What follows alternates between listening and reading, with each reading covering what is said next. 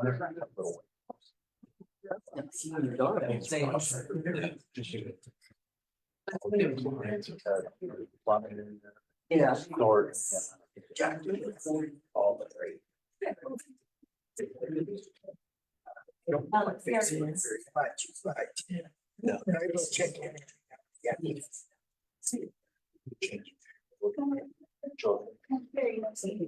Ready whenever you are.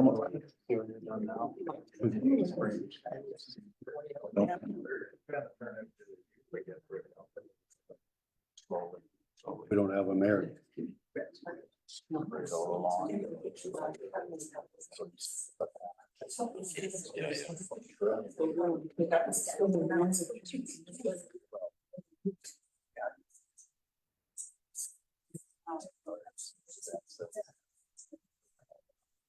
Yeah. No. Okay, we'll call the meeting to order. Go to 1.2 appointment of mayor as per the Municipal Government Act, September 9th, 2024. Council will be required to elect a mayor and deputy mayor unless the deputy mayor remains. So moving forward, I would open the floor for nominations from council for the position of mayor. I'll nominate Ron Checkle. You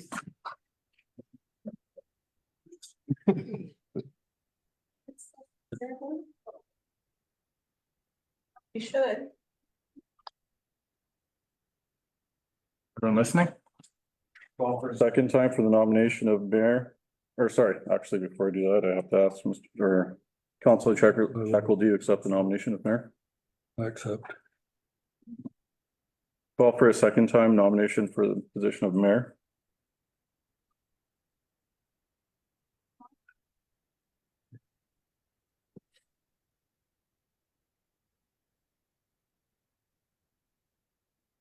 Call third and final time for the position of mayor.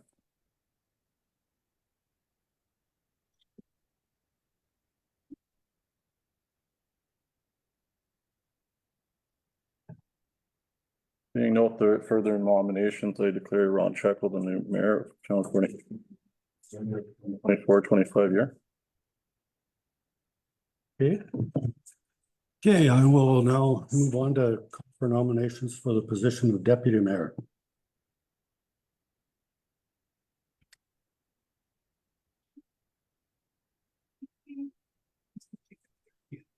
I'll nominate Brett Alderdice. Did you hear that, Brett? Yeah, Will you accept it or? yeah, I accept the nomination. Thanks, Brett. Excuse me.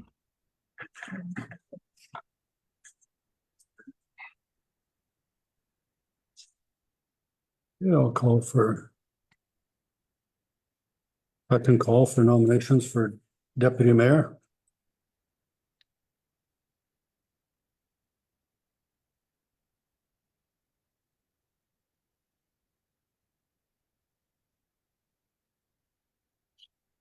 Call for a third time nominations for deputy mayor.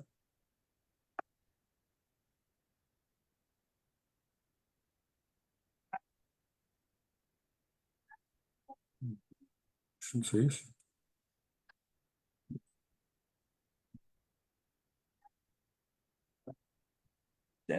Having nobody else, I declare Councillor Alderdice the deputy mayor. To 1.4 signing authority.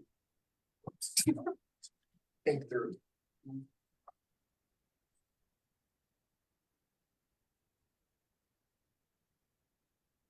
Okay, so being that the mayor already has signing authority would be, we would have to put the mayor's name in there and then also in the absence of the mayor would have to include now, Deputy Mayor Councillor Alderdice. And then the other two remaining signatory authorities would be myself and the Assistant Chief Administrative Officer Delane. Would remain as the signing authority, so the only addition would be Brett Alderdice. You just have to make a motion to add Brett or just. I would just make a motion for. Have all, just put all four. I'll make a motion that we have Mayor Ron Checkle, Deputy Mayor Brett Alderdice, Chief Administrative Officer Quentin Winplay and Assistant CAO Delane Golby as the signing authorities for the town. Any more discussion on the motion? All in favor? In favor. Carried. Any additions to the agenda? No additions to the agenda at this time.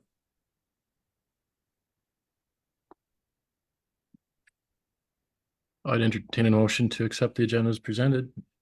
Thanks, Brett. Moves to accept the agenda as presented. All in favor? In favor. Carried. We're up to the minutes from the August 26th special meeting of council. Is there any errors or omissions anybody saw? I didn't see anything. I can move the minutes from the August 26th special meeting. Mark moves the minutes. All in favor? In favor. Carried. Delegations. I'll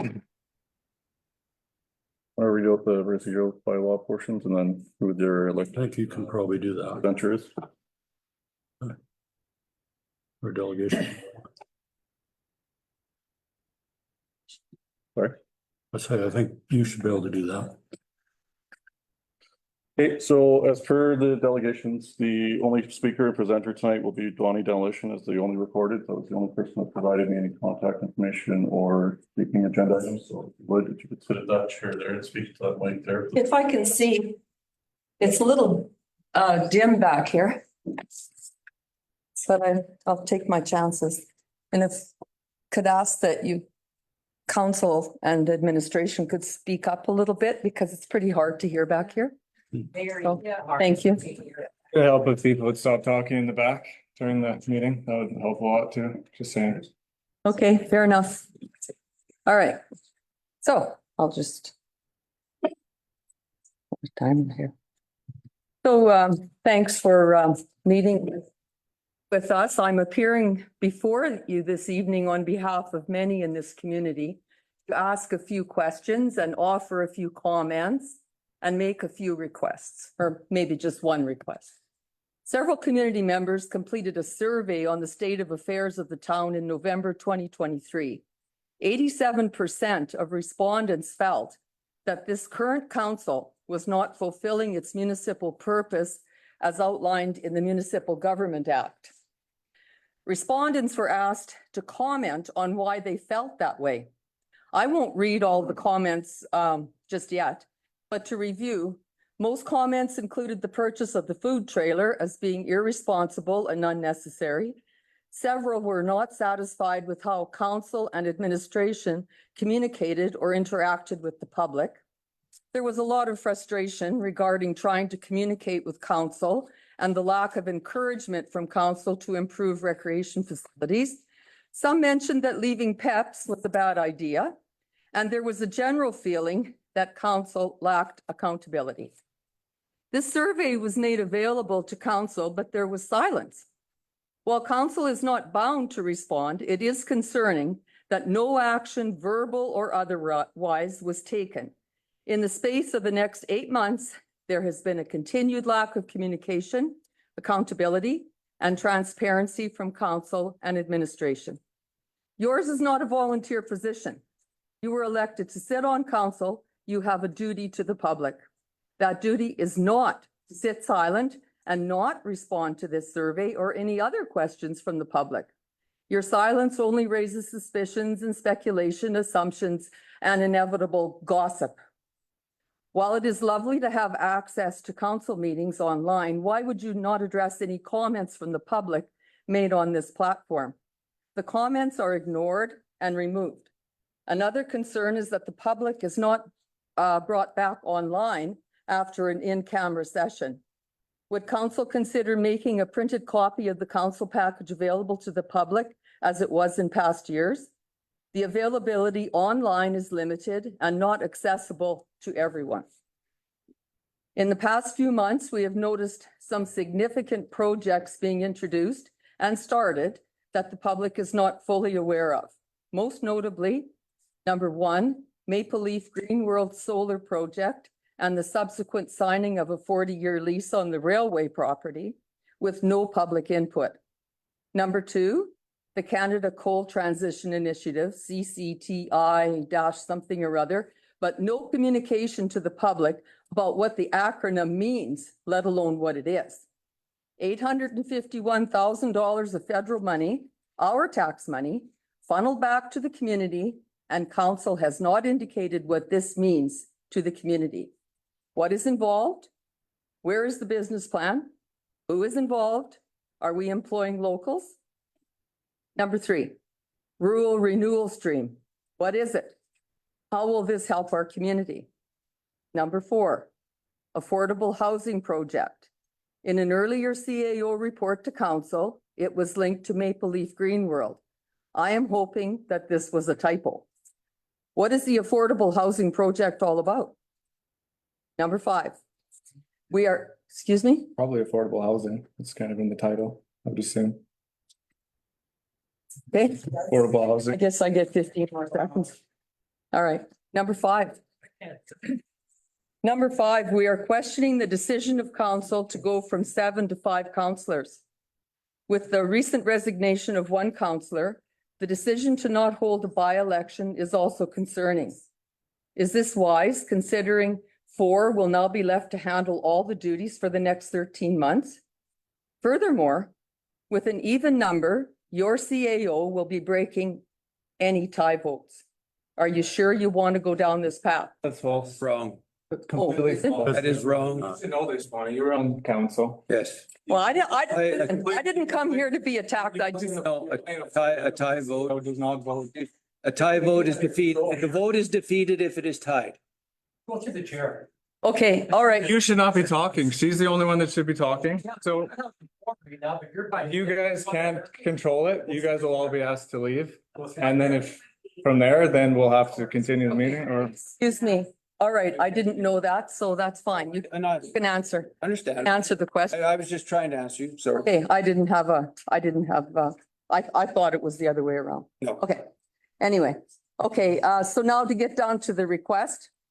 To address concerns and answer questions, the consensus amongst community members was to request an open town hall meeting with council and administration. We would ask that you consider this in the near future and respond within the next 2 weeks, or even better, discuss and decide now. Either way, we would like an answer before the next council meeting and a town hall, preferably by the middle of October, soon as possible. It would be nice. I've got lots of time, so I'm going to go back to that survey. I'm going to read some of the responses that were made by the. Stop you, because like it wasn't done properly. You mentioned right here yourself, the availability online is limited and not accessible to everyone, which is exactly how your survey was conducted. And if your survey, if you would read like in all our bylaws, it was not conducted for, nobody could read it. You have a private Facebook group that's only accessible by certain members. That's not a community group. It doesn't represent the community as a whole. So we're not going to discuss that survey. Can I make a motion to accept the survey? Or not accept the survey as information? I believe. Survey, just I have- survey process. Mr. Mayor, I believe I have the floor. Mr. Mayor, there's a motion on the floor you have to deal with. Yeah. I believe I have the floor. We also have a motion. So we'll deal with that. Those in favor of, did you hear the motion, Brett? Yes, I do.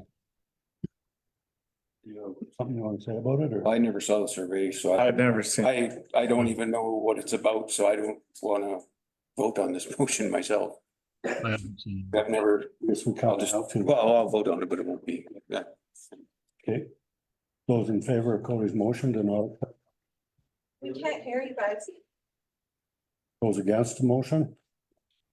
In Rob, favor. you got a speaker, we can't hear you. Please, put your speaker on. Did you, okay, I asked for who voted in favor of Cody's motion to not accept the survey? And then I asked for who voted against it and haven't. Mark voted, I haven't heard from Brett. I vote against as well. Okay, so the motion's defeated. Now you can go on. Okay, thank you. Now, further to the survey, it was 87% of the people who responded, who said no to this question, that they were not agreeing that council was adhering to their municipal responsibilities. And so some of the comments, because if you haven't read it, the reason that they said they didn't think the purpose of the municipality was being fulfilled were our community is not safe or very viable. Purchasing useless items like a food truck. The current CAO seems uninterested in developing a healthy and viable community. He seems to have a problem using local services. I don't think that our council really has an understanding of what the community needs. They are just going through the motions. We should be promoting new business to move here. The CAO does not listen to the concerns of the public. There could be more done to encourage new business opportunities and support existing ones. What more could be done to clean up the community and boost our economy? Misuse of money without public input, i.e. food trailer. Communication is limited. Questions do not get answered. This municipality does not provide good government. They seem to have forgotten that democracy is something that Western society should follow. I see no democracy in their decision-making process. Wasteful overspending on frivolous items such as a concession trailer. Our town council and administrator do not appear supportive of PEPs. Choosing to spend our money on an unnecessary purchase like they did with the food truck shows an immense lack of judgment. Anything else besides? It has been difficult to make headway on ideas for enhancing our ball facilities. Excuse me. The town has been difficult to deal with, even insulting to us during town council meetings. There are times that council is not representing the best interests of the community. Things like buying a food truck, purchasing a food trailer.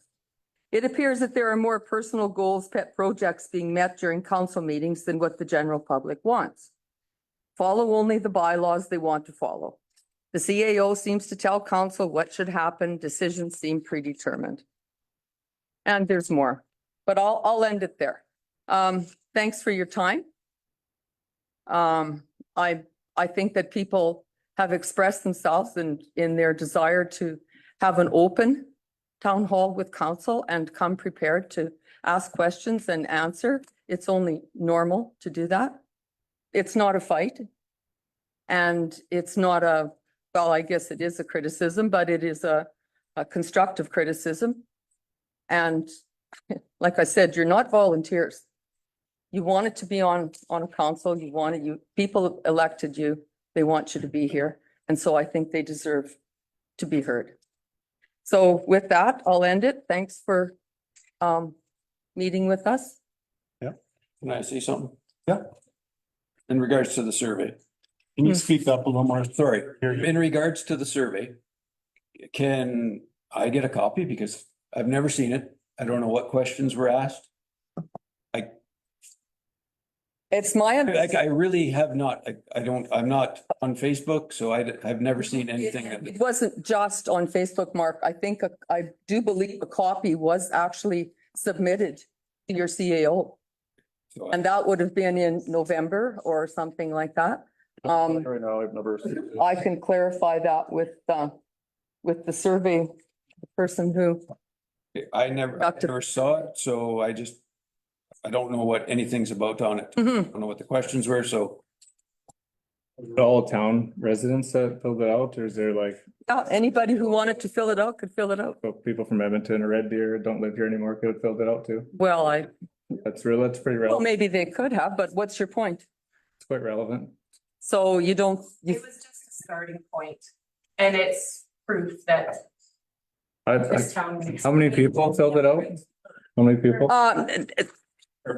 yeah, Matter. out of the population, there were like 55 people, something like that. Not a whole lot, like 5 out of 1,000 percent of your house. survey. Well, that's not the point. The point is that the people, That's kind of facts. That's kind of like math, it's simple math. No, the people who express their views Right. express their views. If they're taxpayers and voters in this town, they have every right to express their views. And that's, Well, Ron, why What's don't you going call on? up a risk registry and you see all these faces in here, get their beef what they want and then develop a Monte Carlo kind of thing, what they want, and then you can Yeah, address that in the council meeting, give the contact information. right? Send that out, you know? They can write their Makes name and sense. contact info There's a here reason for why they all everybody that come came here. if they want, and then. Came here to learn about my community. yeah. That's right. Meetings are every month, these meetings is twice. Pardon me? Can you just tell everybody know who's was supposed to send the survey to me? Because I've never received the survey. Something that you would packed online, Quentin, that's who started the survey, that's who did it, and it went to my mayor. So is that you? Take it? Yeah. Have fun, angry. Not everything that I. It was sent. Always suggest that you contact your lawyer, that's because there's an ongoing lawsuit on that. Okay, so Bonnie's the only delegation person here. We've got a minute and a half, I so requested everybody, just let Bonnie talk, she's the voice of the delegation, she's the only one that followed the bylaw and name and contact info down. half, because somebody's been going on and on here. But I do know that a copy was sent. It's got nothing to do with who sent it or anything else. It's an expression of interest by the community. And so it's out of my hands if you didn't get a copy of it. I do believe there was something in the newspaper. I can ask the publisher of the East Central Review over there if she got a copy. Yes, she did. And there was, I believe it appeared in sort of an editorial form. And I also believe that there was some follow-up from the newspaper, but no comment, if I'm correct. We hadn't received a survey. That was the comment. I hadn't received a survey. I have nothing to comment on because I did not receive the survey. Well, I guess that's out of our hands. I don't know. Maybe it's out there in land somewhere. That's the facts. And I mean, to council, I'd probably suggest like moving And forward, have we hit the 15 time limit? survey. Well, I would, Probably look at it. if the newspaper got it, but Like, have we? We could probably look at the opportunity by doing a municipal survey with those, but I would suggest that we do it through the proper courses and through Yeah. our bylaw and policy. I'm all for a proper survey that follows all the bylaws and guidelines, so everybody. Well, this was- So it's, no one can question the validity of it on the other side. Yeah, and I would probably recommend that we follow the public engagement policy that we have. That's probably crucial. This is the type of, I get to, that makes people angry, is the way you talked to Robin just now, and that's why people are angry, Mr. CAO. I'm just suggesting to council that if they want to proceed with Clear your hands up a long time before. I know we this spoke, is- but people were talking here and we don't, municipal government act, so many people interrupting each other. Ron, I think, Can I ask a question, please? If you have microphones, I, for one, would really appreciate you using them, because back here, most of us with old ears cannot hear your voice. Microphones are up here and And I'm sorry, if we're concerned and interested and we value your input. We want to hear your voice. We want to hear Quentin's voice. We want to hear Mark's voice. We want to hear Cody's voices. We can't learn that here. okay, our microphones are up here and they are connected to the internet. That's mostly what they're for. They're not to a speaker in here. Because when we had, like we do it off of our computers when COVID first hit, to get feedback then and you can't hear anything. So these speakers here are basically to go to the, Because we can hear Brett's voice so clearly. yeah, well, but that's because he's at home. So, Mr. Mayor, I would, delegation time is up. Can I just? not quite. I was interrupted several times. So wishes to continue, they will need to pass a motion to extend the Can I just ask a time, question? or if not, we would need to move on with their agenda. I have a quick question. I'll make them, Just wait. I'll just make a motion that we extend the delegation time by 5 more minutes. Okay, Mark moves, we extend the delegation time by 5 minutes. All in favor? In favor. Okay, extend your time by 5 minutes. You have a question? Okay, so I just have a quick question about proceedings. So if I attended a normal council meeting, if I had questions about what you guys were talking about, I could address you and ask you. that correct? No, At the end of It's the meeting, in your yes, there's procedural questions. bylaw, yes. Yes, at the end of the meeting. they have- they don't have to. Ron, these people pay the taxes. Yes, we know that, but we also, we also can't. It's a suggestion. You can't interrupt It's a good our suggestion. meeting. Yeah. Try going to the provincial and the federal policy. Like I said, make a list of what's going on here. These are So you would stop talking and we could carry on our meeting and we'd be able to hear us. They ask me questions and I've answered them. But when you get in a meeting and you have people throwing questions out in the middle of it, it disrupts the whole meeting, and other places have basically shut their meeting down and been done. What I want to say is, everybody's just really trying to be collaborative, it really isn't meant to be Yeah. critical. I think we really like to work together to have a positive outcome here. Yeah. But I'm sensing some defensiveness, and that's not really the outcome we're hoping for. Usually attacks are met with defense, but like it, It's not, we're really We're just trying needing to to listen to your change. taxpayers. That's right. There was heard, Ron, that's all. I think we We can get that. looking together to see how we can fix something that we're seeing as concerns, as problems. And I don't think that we're seeing the outcome here that we're hoping for. So how can we do this better? well, most of the stuff in that letter are like public fact, but we can't even get to it because we've been interrupted and we've been asked to speak up and we've been interrupted and there's people talking in the back, like it's impossible to even address it. We could address it and send out address it point by point, and then everyone could read it and hear us. I don't know what more you want tonight. A town hall. Town hall. That's what my. That's their purpose, a town hall, yeah. I think it does need dedicated time. It's pretty complex. If I could just say one more thing. Yeah, there's no need to be defensive because I know Mark will remember this because we were both on council when we had like 200 people come to our meeting in the little meeting room at the community hall. Yeah. And that was, yeah, quite a while ago. People were disturbed by the raise, by their taxes, and they wanted to say they never, they just came. There was no formal, there was nothing. We moved into the big hall and we had a nice meeting with everybody. And I think that's just the way it has to go. You have to have policies and procedures. Everybody gets that. But if you hide behind those, then that's when people start getting testy. We're literally. And so- At anything, it's all public knowledge, literally everything. Nobody's saying that it isn't. There are questions that need to be answered. People deserve answers, not just half answers. And it's public perception. And you may not see it that way, Cody, but a lot of times things can be dealt with in a much better manner if there is just open conversation, Right. no confrontation. This is not supposed to be confrontational. She's so right. I go to many towns with Damien Kirk, hear Polly rallies, and you know what? This is beautiful seeing you people here. This is a community. And Ron, get everybody's questions answered. Okay, beautiful. Quentin, listen to the people. Don't threaten with a lawyer.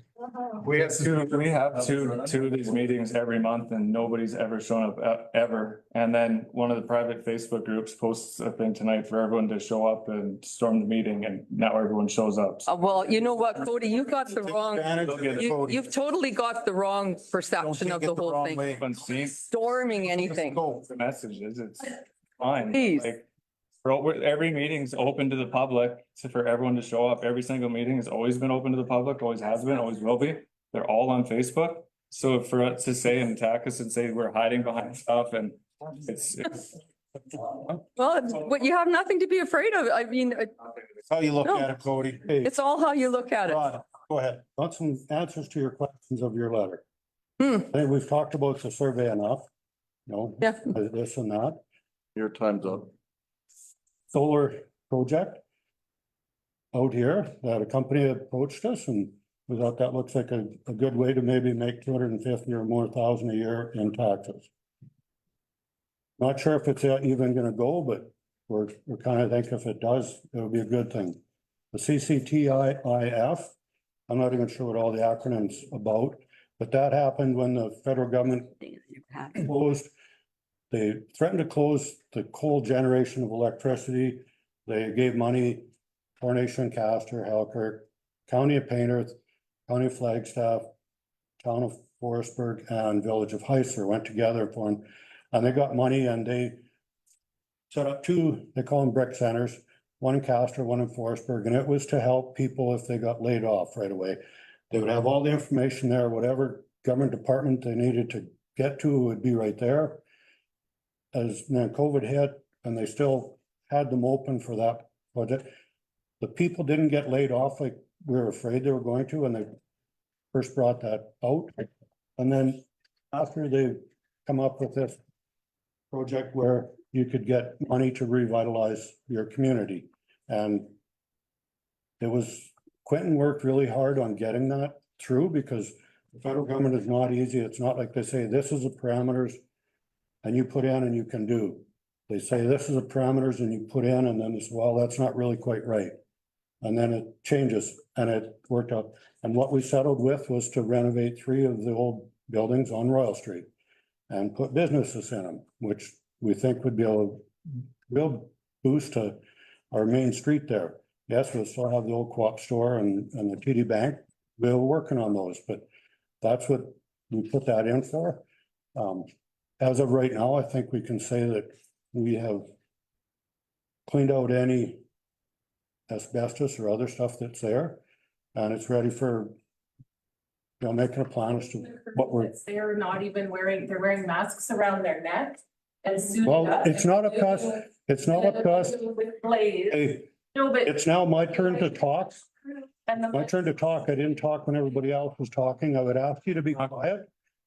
We don't actually, we're not out there actually controlling the people who are working there. Well, that comes down to hiring. Well, right? but there's an engineering company in between us and they're looking after it. They hire people to do what they do. The renewal stream is a way for, Just go back to that for a second. There was also a government gag order on that the federal government did not allow us to release any information until they approve it. At this time, they've just finally done their own media release, which means that we are able to now apply to do a media release through the federal government. The Minister of the Federal Government for Jobs and Economy is the only person to approve that. So we're waiting. I've got a submission in for public engagement and a public, like, advertisement for that, and I'm waiting for the approval. So once we have that, we can, it'll be provided to the newspaper to go into the newspaper. But until then, we cannot do anything because we are under contract not to talk about it. yeah. Good thing you mentioned that because in the meeting with the federal people that were looking after it, I asked specific, can we tell the local newspaper about it? They said, no, you can give them our phone number. I said, if somebody has a blog, you know, that they put some stuff out for information, you cannot talk to them. You couldn't tell them anything. Like Quentin said, it's 6 weeks at least, they said, before they'd approve anything. So Can I ask a renewal stream. And that is a provincial program, is it? Yes. Or people coming from overseas, if people have looked for somebody in Canada to do a job, they've advertised, they can't find anybody. If they can find somebody from overseas, then you can bring them over. And they go to work with the person right away. That's what that is set up for, and that's what the rural renewal stream, there's different ones and people have different names on it, but that's what that is. The affordable housing project. Right, can I go back to the renewal stream as well? Okay. Again, that program is administered by the provincial government. That program does not mean that local jobs from local people are taken, because in order to get a foreign worker to come through the renewal stream, they have to provide a 3-month job offering to local and region for 3 months without any application. And if they cannot provide Correct. here, local, Yeah. they gotta They have to fulfill. try and build up Fulfill. with people. Yeah, And then the rural renewal stream will allow them to then start reaching out to immigration offices or immigration consultants that will help them bring so people, sticky right now. It's, which costs tens of thousands of dollars at this moment, which is a program that is being looked at through the provincial government, and it actually has been stalled. So we are looking for the designation because it does make the process easier. but it doesn't change the timelines. The timelines still remain the same. At the end of the day, the program is built for people that, or businesses that are struggling to fill positions. But more importantly, they have to go through the process and they have to go through that. And so even though we're getting the designation, we don't control. But we still have to submit an application. My suggestion, November 14th, between 7 and 9, Damien has a town hall here. Why don't you invite Nate Horner with that town hall and have a town hall with all this? You know, we have the time right now from November. And there's a town hall. Then you got your federal, then you have Nate Horner here, invite him, then have all the people here, right? We have the time, right, Ron? To maybe try and make this really good. There's a suggestion, Yep. but I'm making a suggestion. Cause then you got his team coming, right? Right? No, Get a the commitment. affordable housing project, that is part of, we've been working on for about 4 years to get some 2-bedroom rental units built in Coronation. Like of the manors there, they're single bedroom, they're very nice, but we'd like some 2-bedroom. We had a survey done, that's gotta be getting 5 or 6 years ago now, that said that's one thing we need is the 2-bedroom rentals in Coronation. So some of it gets mixed up in between what it actually is, affordable housing or other size. The council size reduction, Back to the affordable housing. Okay. I'll just talk and then you get a talk. Okay. The other comment that was made about how Maple Leaf was supposed to be a part of that project, that wasn't a typo. It was a discussion that we had talked about during the whole process of it to see if having private investment would actually help the project go faster. But, and then we were reaching out to certain individuals and seeing if it was something they would be interested in. However, when we started doing the application process and we realized that we would actually stand to lose over 30% in grant funding, it wasn't a viable solution, so that's been scrapped. That's not something that we are actively seeking as a private investment into our affordable housing. The other part of that too is that affordable housing project, the study that the mayor is talking about right now, that study is being redone to make sure it fits for today's times for the CMHC application. Yeah. And we are still waiting for the Alberta Housing Portal to open, so we don't even know what the parameters or the scope of what we need to have for that application is. And it's a very short period of time it's open. So we have to basically have everything ready to go in that application period before it closes. So we have been working with quite a few different consultants and study consultants, as well as engineers to try and get Class B estimates, which is what's required. We've been using the APCO grant in conjunction with PEPS and the County of Painter. And we've actually just filed for another ACP grant to actually continue that project forward. So we've already brought about $200,000 towards that project to try and make it viable. However, there's still lots of discussion that has to be done by that project because it is extremely expensive. And it's something that would fall on a tax base. So that is being looked at very carefully to see if it's something that the municipality can even handle at this point. And the viability of it. So that's part of this next phase of the study is to see if it's even a viable project. That does include part of the CMHC grant is that we have a public engagement and public consultation period to showcase different plans. Which that's what we're trying to get ready right now for the public. To go back to the CCTIF, it's exactly the same process. We have to get everything in line and to CCTIF. We had a 2-year window where we could not get approval and we have less than 8 months to spend all of the money. So that was their timeline. We've asked for an extension on that to move forward because it's unattainable and somewhat unrealistic to actually do all this work in that short period of time. However, again, these are things that we weren't allowed to discuss with the public because the contract agreement we have in place with the federal government. Council size reduction and by-election decision. The last council, we had one of the councillors retired, so we went from 7 to 6. And then a few months later, I think it was in the spring when one councillor passed away, so we were to 5. It was close enough to election that the province said we don't have to have a by-election for either one of them.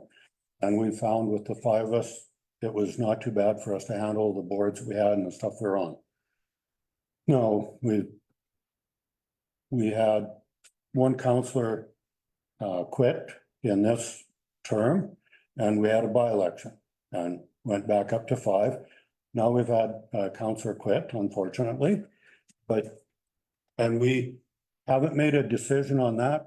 We have asked the province what their recommendation is, and we're waiting to hear back from them. So that's where we are with that. We're kind of seeing if they want us to have one, we have one. If they say it's, it's all right, then we won't. But we're suspecting they'll tell us to have one, but now to change the number of council members, you have to have a motion before the end of this term. To go back up to 7, or when we went down to 5, we had to do that. Okay, Quentin. It's actually called a council reduction bylaw, which would have had to be publicly made available, which it was, and it had an extensive period of time where it had to be publicly available for all people to view, which it was. So that was then provided to municipal affairs at the time. Municipal affairs approved it. It wasn't just a process where council was able to just prove that. It took about 3 months to get that process and approval. Council, as today's, is also able to do the opposite. If they wish to go up to Council 7, they could do the same bylaw in reverse and have an extra bodies put onto that. So it's up to the discretion of council. As to the numbers of councillors, but at the time, the council at the time felt that the cost savings would be prudent to the municipality. It also sets, depending on how council views it at the time, if it's necessary to have 7, it was a discussion that the council had in multiple council sessions in public. Would council not have to consider public opinion on that before they? Or they just decide? We always consider, No, but I mean, I guess I didn't put that. not like if we get 40 people, we'll say, oh, we have to do it because Yeah, we always. no, but I mean, Opinion. yeah, I know, but how would you get that?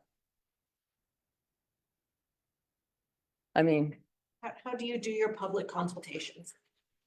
So there would have been a public hearing that was advertised or put on there, and it would have been available, and people could have came to the public hearing that would have been held in the town office, which no one showed up for. Yeah, we've had quite a few where we advertise a public hearing to get input. So where do you Nobody advertise, has come. where do you advertise it, Ron? I'm new to this. Put it on the Facebook and it goes in our, It goes in the ECA review. Public hearings have to be advertised for the ECA review as part of the municipal government act. Maybe some other people don't know, but so you. once? You, Sorry, is it once? What's the process? You, that's be advertised for minimum 2 weeks. for a minimum of 2, so twice then? And that's where you said? ECA reviews when we have to put them in our ECA. The local. The local paper. Paper, okay. And that's mandated by the municipal government act that we have, which we do. yeah, and that's, Mhm. but yeah, we've done that repeatedly and nobody has showed up. Quite a few things, so. That's fine. Okay, number 6, CAO involvement in situations involving tie vote. If there is a tie vote, the motion is defeated. Yeah, CAO never gets a vote. okay, that's my mistake. Yeah. That's something that. I just put that one together. Okay. I'll take full responsibility. We thought So people will jump all over me again. And that's council, fine. well, and I know my memory's not, It's been a while, yeah. but anyway. Lori, you had your hand up. Regarding, the buildings that were, there was no signage posted at all. And the doors were open, and if you went past them. And as far as I know, if it is asbestos, it's supposed to be enclosed, right? And that, so I'm just wondering why there was no postage signage. And, Yeah. Could it on to is, that. Yeah. it's fine not to tell us, I guess, that there's removal, but it's one thing still, there still should be warning. There's children that wander the streets. Yeah. That wander in to places. I just think that you're not responsible maybe for those people, but you are responsible for the town people. And then it has to show that somebody has to do their due diligence by following up with whoever the company is to make it profitable for the townspeople, right? Yeah. I could It answer. should be closed every night for sure. Yeah, like do you know much about asbestos remediation? No, I don't either, so I'm assuming like the people that were hired by the engineering firm that are all certified to do it, I'm assuming that they're following all legal proper And procedures to do it. they also, Say never. also there could have been, No. could have done asbestos, but every day they're over there hasn't been asbestos. They were cleaning just regular rubbish up too. Asbestos could have been gone for Yes. weeks on some of that. Could have been, the suits and things, but the doors were Gone up. wide open, like. If I may, add on that, Asbestos ticket, so they gotta have it all. Yeah. Sealed right off. You cannot go in there. Yeah. You That's gotta what I- be gone up, they call it, right? well, let me just kind of speak on that. So I will find out about the signage because I'm not too sure about that, but I know for the way that the doors, so if you notice, they have the blue, or sorry, the orange tarps up on the windows and the doors. Yeah. They actually have vestibule chambers that they have to walk through, and then Right. inside they have a filtration system, like a HEPA filtration system that the air is all blown through outside. But, So it is filtered before it goes out. oh, but okay, and they make sure that it's double, I think these guys make a double filter on it, so everything that's inside that's being abated has to be sprayed with water and down, and then they bag it immediately, and then all those orange bags come I out, so. see, Proper flagging too, so don't know or do know. because I, seen them just coming and throwing stuff right into their dumpster. Yeah, and the doors were open to Main Street, from the corner and from the other two. So they could have been just doing regular demolition at that time, but they also, like, when they do the full abatement, the doors are completely sealed with like tarps But and there everything. was no warning signs at all, But I would definitely look into that. like, So they had no, That- no that- proper flagging at all? there was none, Ever. none. So we will assume there was no asbestos found then. Well, at that That's what I time. wanted to ask. They didn't But if find any nothing is asbestos then, because there was Well, none. that would save us a hell of a bill. There was abatement in all of the buildings, so each building had a portion of abatement. It could have been anywhere from $5,000 up to $70,000, depending on what the type of asbestos is, and there was probably both they actually, types of asbestos as well. Some are not airborne asbestos, some of it's just granulars, and some of it's linoleum. So it's not necessarily that all abatement's airborne either. It's actually, some of it's actual just physical items. Linoleums were our biggest issue that we actually had in those buildings where or grout. So when they actually broke it up, it was just, they could actually sweep it into bags. They still had to follow the procedures with the masking and they had to put on their suits and everything, but they may not have had airborne pathogens or dust control that they had to deal with. So depending on the abatement, could have very varied the way that they handled it. So, I mean, again, the warning signs are a different conversation. I can definitely look into that and find out why or what's going on with that. At least I didn't see any, I don't know if anybody. Which is totally fine. And I mean, those are the type of things I definitely would find out for you. Like, I have no problem looking into that. Joyce, Do you consider this to be the town hall meeting, or are you going to consider having that report in town hall meeting? well, have we answered your questions? There's lots of people in this no. community that you need to speak to, not just to these questions.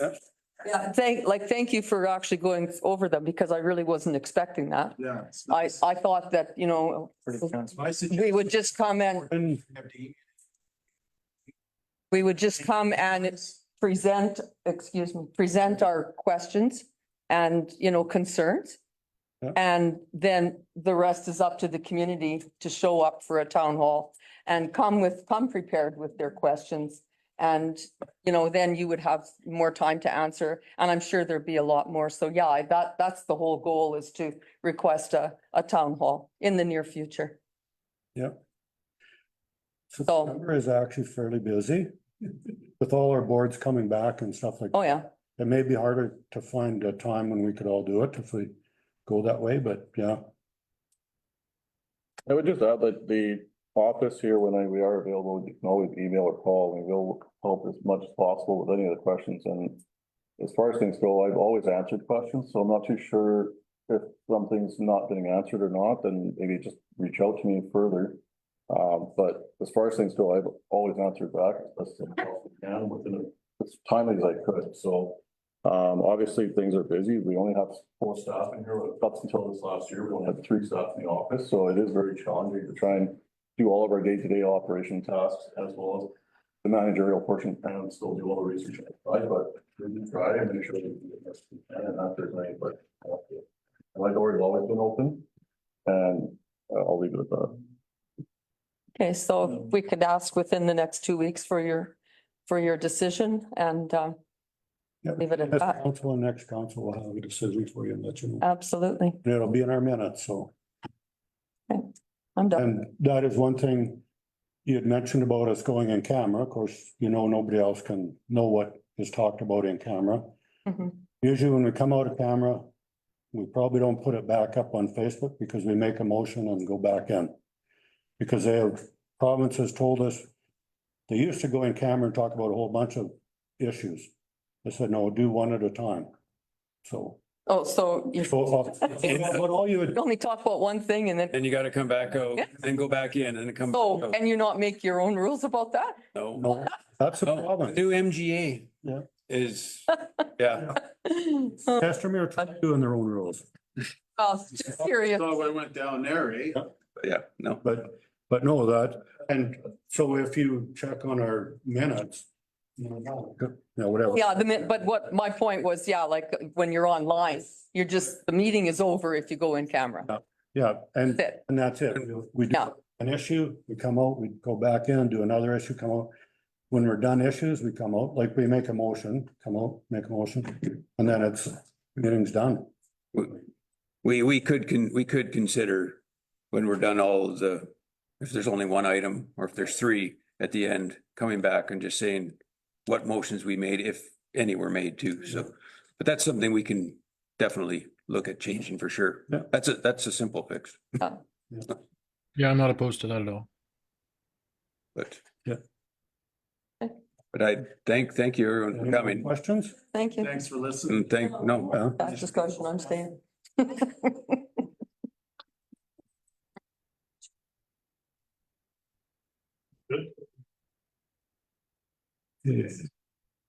I'll just stay here. Yeah.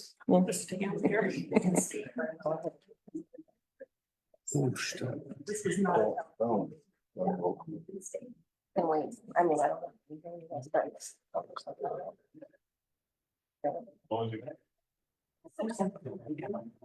I'm staying, but I'll just sit over here. We just recess. 5 minutes enough? Yeah. We'll have a 5-minute recess.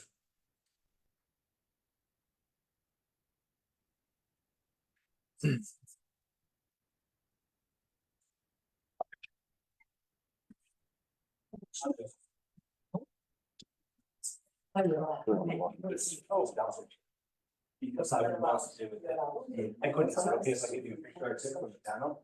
On my camera. Cool. Yes. So you're allowed to take my photo. What's your name? No, you don't need to know. Well, then how am I supposed to save your identity from being ravished if I don't know who I'm supposed to? I'm just saying, you just don't think you're allowed to. You came to a public place. Leave me be. Thank you. We'll see.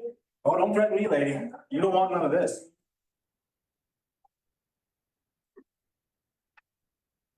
Come on over, ask the questions. I don't know who you are. I know who you are. Come, I'll tell you close. All right, well, thank you.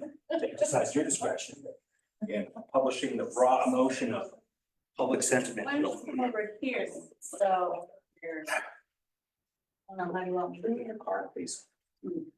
No, not on me. Are you Joyce's new lady? Joyce's new lady? You gonna look like that? Joyce, well, we gotta do lunch. Joyce, you'll fill around my colorful nature, yes? Sorry, my That's gray hair doesn't permit me to know who you are. Do you want me to sit right over here next to you? Are you Not going to? necessarily. Okay. No. You can move your chair, Michael. It's not nailed down. Elaine, is there water in the fridge? No, there's. Some pots here. Diet Pepsi or. I need water. Right. I can get you glass water. You really? Sure, please. Yeah, we do. Don't give your face water to anybody in the house.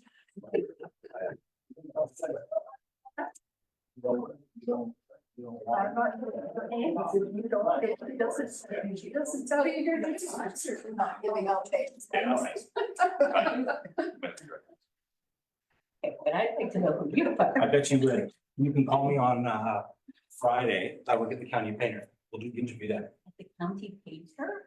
County painters. Oh, that's fair. She just gave you her business. You don't get to decide for me. I'm here as a delegation. You're just gonna have to wait a minute because I'm here to help them get some information. And then you and I can talk Friday. That works for you? He's not a fair negotiator. I don't know who he. Private. I thought you were gonna give us all the information. The county manager, Of the county. and I'm here to talk to these folks. You're gonna talk to me a lot, Jackie, so don't worry. We'll have a great time. No, you know what, because what I hear, and this is just a random, I am new to town, Yeah. what I see, lack of communication. Extreme lack of communication, people do not know. Thank you. You're welcome. And that is a huge issue, because like half things are being, kind of built into other stories, or maybe there are stories, but Clinton has, well, we couldn't tell you because we were under a gag order, well, Absolutely. and yeah, we, people, the print word is probably your best source of information. I don't go on Facebook, or I'm not perusing the different sites. If you put it in the paper, that's a good source, it's free, when people can read it. I've seen lots, I see. You don't have to extol on the values of the news business to me today. I worked in it for years. I'm with you. Yeah, I see. I don't like her attitude. That's why she didn't get any upset at me and she doesn't give me any. She certainly doesn't have my trust. I didn't, so we briefly discussed it like last year. This most of the time. This conversation, I've seen a lot of it. Well, like I said, I'm new to town, I do have a background in writing, I've written for Freedom, I've written for. Down to 7. Public other. Sign their name. Sign their name. That's not my day job. I don't think any. I think Bonnie was. Because I'm Yeah, somebody was speaking for information, left. so.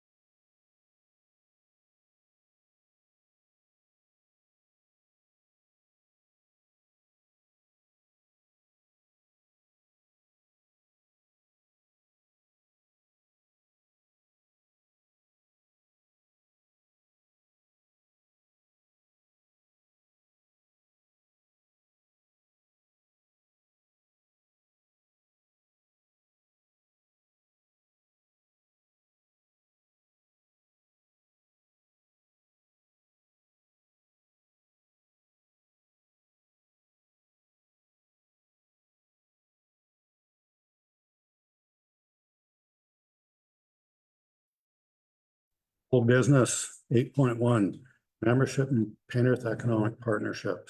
Well, that's not me, I'm kind of waste, Yeah, Penrith Regional Waste Yard. if I could, because. Let's get on with my. meetings. Okay. We want to.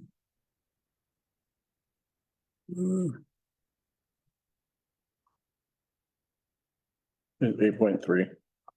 We'll skip to 8.3. Since we have a fine fellow here who wants to talk to us, Penrith Regional Waste Membership Approval of $75,000 payment to Penrith Economic Partnership for the 2024 year. Yeah. Yeah, your worship. Were you, Oh, yeah, it's this, no. Okay, I'll be quick. Actually, while I was standing here, I did realize the motion was maybe a little more expanded than that. I think if memory serves, the motion that coordination has to make as a member of Penrith Waste is to approve the budget. I think you tabled that one. I know Castor made a motion that sort of split the two items, the budget and then the requisition. And then Halkirk approved the whole thing, requisition included, and the county approved the whole thing. But your motion, I believe, was tabled, and I had intended to get to you guys over the summer, but I did fall ill during that week. And then upon recovery, took to a much needed summer vacation after many years of toil. So now I'm back tonight. The end of the fiscal year for Penrith Regional Waste is the 30th of September. As I think, Ron, you would replied on the email about that. So I was just hoping if you guys would be willing to give me some indication of a vote tonight or prior to September 30th, just to come and ask council if they could do that. And part of the reason you had tabled it was because you had some questions about the membership agreement. I think you generally understood the question on the budget itself, but there were other related documents that had come up during the waste meeting regarding that Part 9 company's corporate structure that I had brought to your attention as maybe this needs to be revisited. It was made in 1996. It's a little outdated. Some of the stuff that got back, I think, is more a question for when the members are going through it as a group, but I can give you some information about process and take any questions that you have back. But if at all possible, Quinn, do you have another council meeting after this one in September before this? Okay, September. 23rd of September.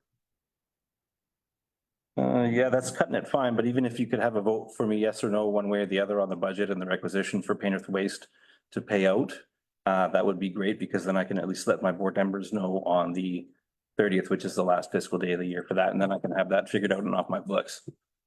Just trying to tidy up some housekeeping that was left to the wayside. when can refresh my memory, did we not approve the budget? I thought we had approved the budget. I'll have to go back and check, but I thought. Now, we'll have to check for sure what, but I think we've approved the budget, but not this $75,000 one. Okay. Not having. To look and see what we've actually done. Sure. If you've approved the budget, great. If you, at the thought of maybe having approved the budget in the past, feel no pain today, then if it turns out that you haven't, please do so. But also then can we just speak to that requisition amount so that I know Yeah. what you guys want to do?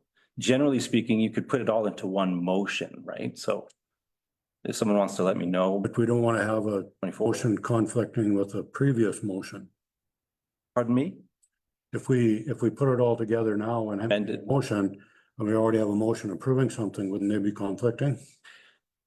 Well, I mean, it would require a specific wording of motion. You would probably want the resolution number in there, yes. So if you want to take the time to search your records, you can. I don't have the dates in front of me today when you would have had that discussion in the meeting. Yeah. I can't remember if that was June or April, or if it was even in March. We had one in January and then April and then June. I think there were 3 meetings in which the budget would have been put out. So somewhere after that. No, I think what do the other thing? I think we'll check and see what we have or haven't done, Sure. and then Yep. have to have it on next for sure. Right. Were there any questions then about the documentation itself as far as the corporate structure that you guys wanted me to answer? Or take forward As some answer later on, like I might have to put some specific bullets together from certain documents, but I guess the gist of what I got from the last time was you wanted more info. So tonight I'm here to offer that up if I can.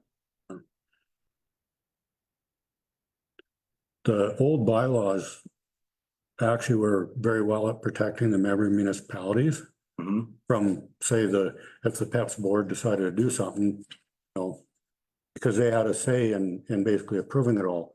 And that's one thing we'd like to have in any new ones. Oh, well, yeah, you would have a say. We would, maybe now just to reiterate the process then. A meeting with your CAO and the town CAO later in the week to begin the conversation around intermunicipal collaborative frameworks, which involves a number of documents, and I think waste is on that docket to discuss as well. Yeah. The process is, first, the CAOs are gonna meet and we're gonna put our heads together with all this paperwork, sort of figure out a process. We were gonna discuss what we understood procedurally for us to be pain points. For example, the 75% approval on certain motions in certain corporate structures is pretty standard. The way our membership numbers were set up, you could never achieve 75. It was either 80 or lesser number, right? Technical things like that that we wanted answers on. Castor raised the point about amortization and funds being set aside for closure and reclamation of transfer stations in the future. Things that we've been sort of lax on, I guess, in the last little while with the lean revenues that we've had. So those kinds of discussion pieces were going to be fleshed out. I think the general idea was we would hope to come to you with some of the high points that we think right away should be addressed and open it up to the elected officials in a group setting for future comment and deliberation. Does that sound like a Sounds good. process?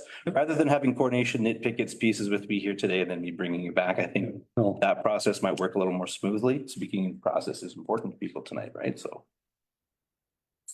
no.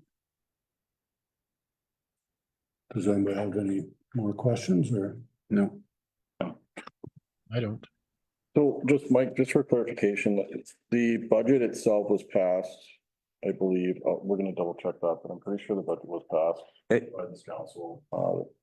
But the 75,000 would be above the $10,000 expenditure, so that is that the question here, so realistically, we just need to deal with the $75,000, correct? Yeah, well, both, I mean, the budget requires that, that approval, I think, and then that 75,000 piece comes separate from it, yeah. So are you saying then that we're really just waiting on that one motion from coordination on the PEPS piece then? I believe so. I'll have to double check to make sure. So this is definitely an item that needs to come up, and it needs to be brought back to the 23rd meeting, I would say at this time. Yeah, I can't speak to questions on PEPS tonight. I can just speak to the waste side, but what I can tell you is that because we had the majority members approve the budget, we executed the budget and did our operational year, but we can't issue the $75,000 payment to PEPS from Waste Connections. It's just kind of a procedural thing that we do every year, without the majority of the membership. Now, Castor having withdrawn, and not approving that as a waste member, we either need yours to approve it or it does not get paid this year. That's basically what it boils down to, percentage wise, in terms of those documents. What percentage have to approve it? And that's by population? I think it's in the member agreement, Ron, that the ratio is, just let me find it here. I'm sure if it was 75 or 80. Well, for PEPS, I think it's unanimous consent, but you know, That would have been PEPS, but. without Castor in there, I guess it wouldn't matter. Yeah, it becomes an interesting question. Monthly. Tell you what, to save time, you're the only one I don't have an answer from. That is what I need. That will determine the status of the vote in terms of whether I pay it out or not. Does that make sense? It's either 75% or a simple majority, but I think I'm pulling that from the new PEPS guidelines for their membership agreements, not mine.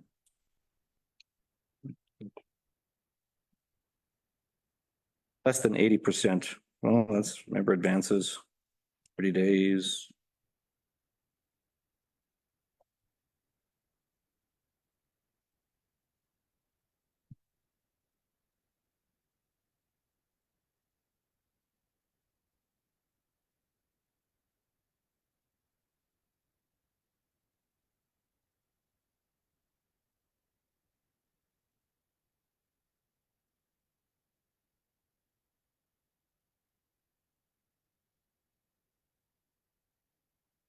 Yeah, so on May 13th, council tabled the item till further information would be available for council's discretion and discussion.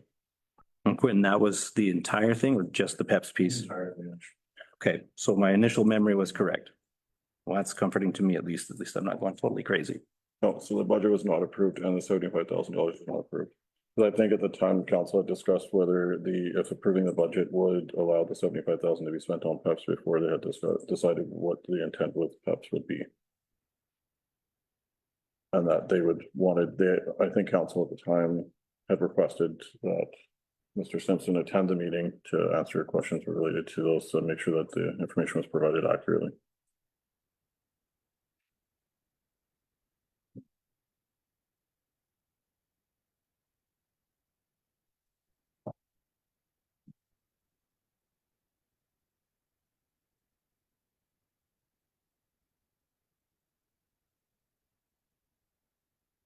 And Ron, you still have the question on the specific percentage?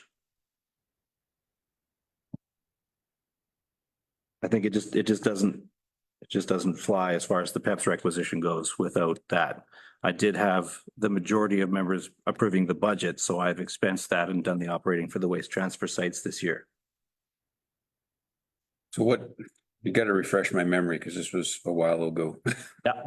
So what is this $75,000 going to do for the painter's waste? Like, Waste? yeah, like Expenditure on our books. Can be an expenditure. we do every year? We have in the past expensed an amount annually, and for that, a unanimous consent would be required, yeah. Or more, they were 100,000 one time, but. Yeah. No, that Right. expenditure goes. Right, that's why the numbers were, yeah, it used to be a higher number. Yeah. Okay. That's why I just didn't recognize the number, that's why. Yeah. Used to be about 1 or 120. Some of the use of the landfill is down, so. Yeah. Cut it back some.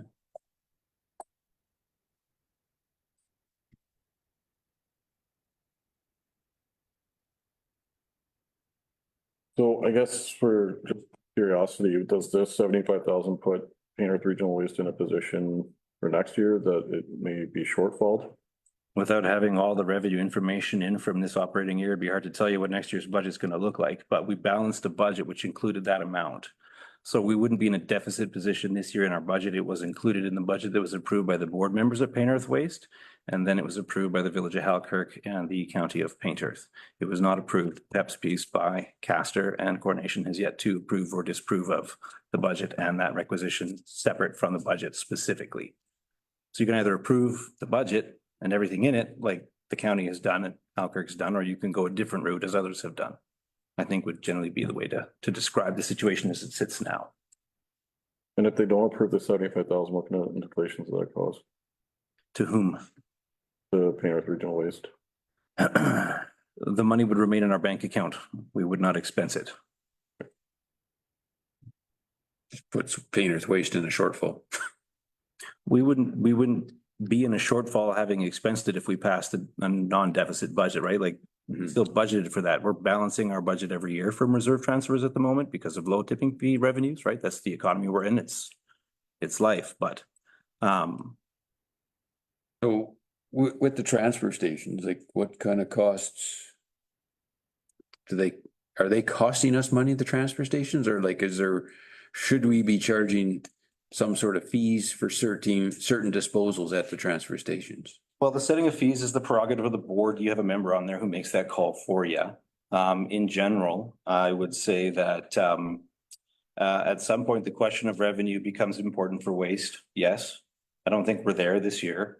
And again, with things in the solid waste management industry being as they are, if landfills see higher tonnage, then waste is fine. Currently, there is no cost to municipalities for the waste transfer station service. It's funded entirely by tipping royalties from Waste Connections, our partner who runs the landfill in Coronation, and has that community benefit fund that is set up, the community enhancement grant. Yeah. Right, that they give out. We're down to $1,000 a year that we hand out to volunteer groups.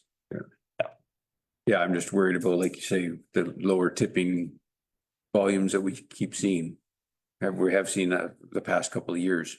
Well, without creating a skies falling narrative specific to waste, what I would say in a broader sense is a lot of the extra services outside of any of the municipalities themselves are running into scenarios where it just costs more to do business. And sooner or later, member municipalities that agree to provide that service are going to have to pony up some money one way or the other. Mhm. However, you collect it from your ratepayers, not my purview. You guys, that's a political question, right? It's a tough one. That's But we're not there yet. Sorry, Ron? Sorry to interrupt you there. It'll either be our taxpayers or it'll be user fees and whatever. Yeah. Or, you know, I mean, the board of directors at Waste can look at a variety of other options. But it's just tough out here because generally when you look at trying to find ways to make revenue with waste, you're looking at certain amounts of concentrated stock to do things with through waste diversion.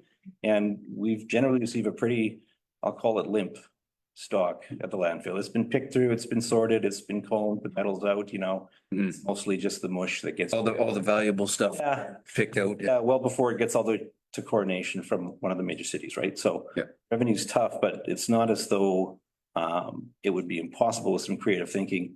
That's a board conversation for them to have. And they're well aware of it. They've had conversations the last couple cycles about it. Fiscal prudence has become a hot topic at those board meetings. And we continue to move forward on it. That's kind of one of the themes on ICS this year at the Intermunicipal Collaborative, to say, okay, you know, how we deliver the service may have to change down the road. Which year that is, we're not entirely sure. But it's, you know, it's on the horizon. It's something to look at and be aware of for sure. Yeah. Yeah. If you're not able to vote on it today, that's cool. Just if you can get me something by the 23rd, evening of, or an official piece of correspondence, even an email would work on the 24th. From the town to my waste email, which is my county email. And then I can take that and put it in the package and at least they'll know, right? Yeah. What you guys are going.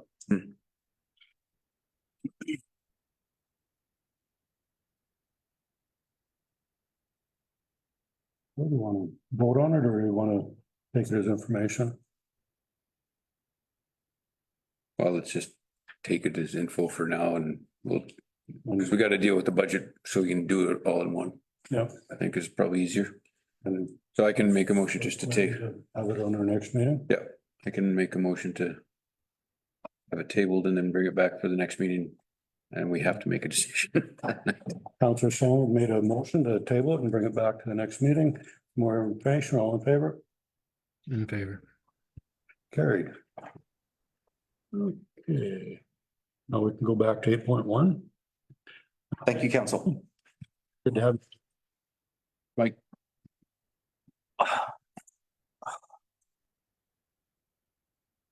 8.1. Membership in Painters Economic Partnership. Discussion prior to 2025. He was. I need to wreck the joint. Hey, take a picture. Did he wreck something? Are you stealing that for the county office?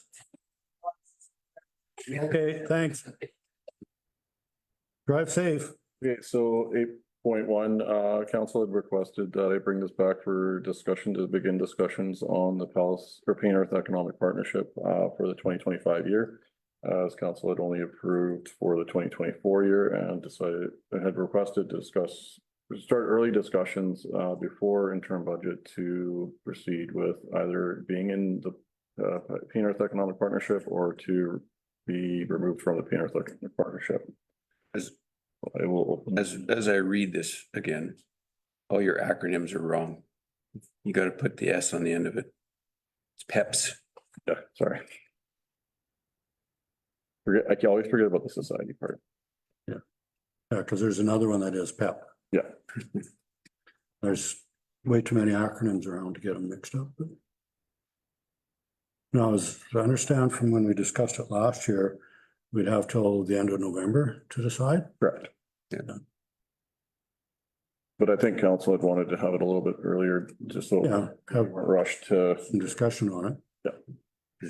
Well, I guess Brett's the alternate on it, isn't he not? He's a member. Or he's a Yes, member. member. So Member, yeah, Brett and Matt were the members. Currently, just curious what, I can't remember because haven't had a meeting for so long, so we haven't had an update from it. So, Well, that's a thing I said earlier, September's all of a sudden busy yeah, because everybody's starting their meetings back up. maybe we table it till the October so we get a update on PEPs and, I was gonna say, I do have an update for oh, council Okay. report. So I don't know if you want to table it or. okay, table it till after we do reports. Yeah, we could do that. Sure, I'll make that motion. We table Make some motion 8.1 until after council reports. till we have more information after reports. All in favor? In favor. Carried. 8.2, application for Alberta Community Partnership Grant, Coronation Swimming Pool Replacement Project. Okay, so as far as the discussion, council had approved to make the application to start working on getting grants, collecting grants and working on the swimming pool process.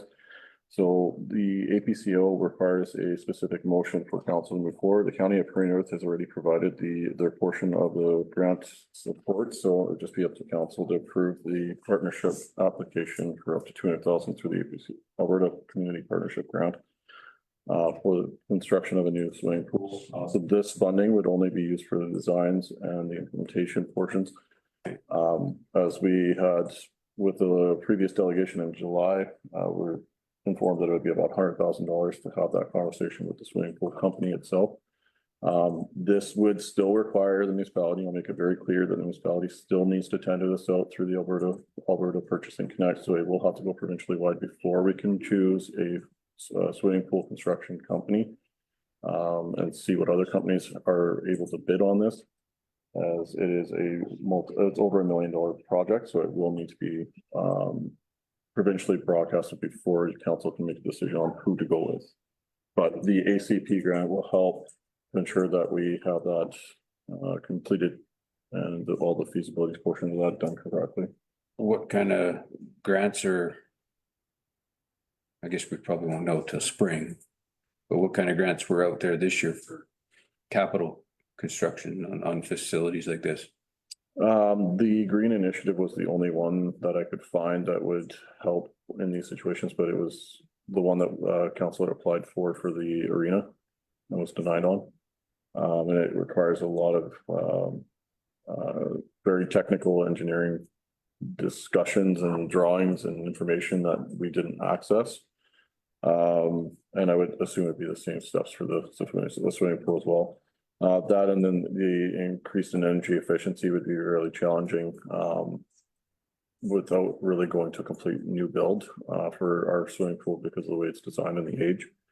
That makes it really complicated that most of the stuff that we would have in our facility would probably not be upgradable because most of the equipment inside the building's already been upgraded, so we wouldn't really see a change in energy efficiency, so to speak. Unless we start seeing a lot of a new infrastructure in the ground, which and I don't know if that grant actually really fully covered that. So there were some accessibility grants that were available as well. Those have come and gone, unfortunately, but I do anticipate them to be reopening for the next year. So it sounded like that was a federal program that was going to be open again, and I think they were only up to $200,000 as well per municipality. So, and we do have grant writers that are looking extensively to see what are available grants for the arena and the swimming pool as well. Especially now that we are looking at a new build on the swimming pool. I've reached out to a couple different to have a look and see what they can find, and then from there we could have discussion about contracts later. We're not obligated after we go through this design phase that we have to build it. No, next year, or no, it'd be good for 3-4 years before we'd have to. Correct, yeah, so the ACP grant is basically just that. It's just to find out what the cost is, the feasibility, help you get some design work done. But it doesn't, and that's part of if council takes this information that they receive after they've completed the ACP grant portion of it, then you would take that to tender, and then you're obligated once you're into that contractual agreement. But until then, you're not obligated to actually proceed with the construction of this unless council wants to go that road. And this wouldn't, like at one time we had, if things went good, the time would be to build it next fall. Correct. This won't hurt that? No. Okay. Shouldn't hurt it if we can get it done sooner. The ACPO grant doesn't close till, I believe, end of October. So yeah. We have the application somewhat ready to submit, but it would need to be cleaned up a little bit and then submitted. But obviously we can't do that without a council motion. Okay, well, that was nice to get grant money to do this stuff if we can. Yeah, and if our partner is on board, which you can do so. And I'd have to say that They'll be on board, really. It's been really successful in the ACPO grants. We've probably received in the last 5 years, probably close to 1.2 million. Don't tell them that. they'll start to think we got too much. But, no, I think it's a good idea. Oh. Is there a specific worded motion we have to have? Apply for that. Go grant. All in favor? In favor. Okay. New business, 9.1. Alberta Community Partnership, Town of Cornation Regional Housing Implementation Strategy. So again, same grant stream. We're looking at, so the ACP grant that we've been working with currently is drying up, and we're looking for an extension. So basically asking for another $200,000 from the ACP grant to continue the study work, because we have to update the housing assessment study that was conducted in 2021 with Gary Gordon. That study needs to be provided for the CMHC and the Alberta Housing application, as well as we would like to update some of the other portions of the ground contaminants, making sure that the ground contaminants in the locations that have been selected by the municipality are conducive to the development and build if we get to that point. The other portion of this would be to start looking at trying to get public engagements and seminars and those consultation pieces established and get materials bought for that. And also working with the engineers to make sure that the design work and all of the outlines and the schematics and information can be provided in the later of next year, depending on how well if the municipality is successful in its application to CMHC and Alberta Housing.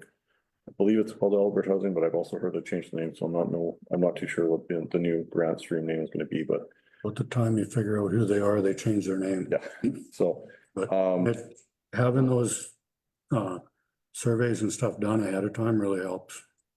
and that's the biggest challenge that we have run into, is that those have basically, they're still relevant, but they're not up to date, which is what was required in the grant application, that they had to be within a certain period of time. And unfortunately, it's a 3-year period is what they look at for the application process, from what I've been told. So it'd just be a matter of updating all of those studies and the surveys that were done to make sure that they're. I get that for the bigger centers, but out here in rural, our numbers don't change that much. Like, it's just ridiculous, but No, that we have to keep. some of it might be going through and putting a new year on what they did. Yeah, exactly. Yeah, they go and ask the questions, but yeah, But if we need the numbers, well, they're gonna give us the money to do it. yeah, I would think so.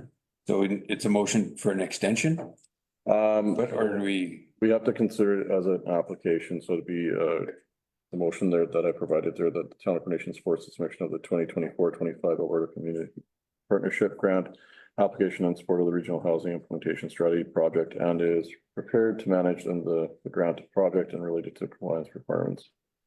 And there's no matching contribution required. Yeah, well, I can make that motion.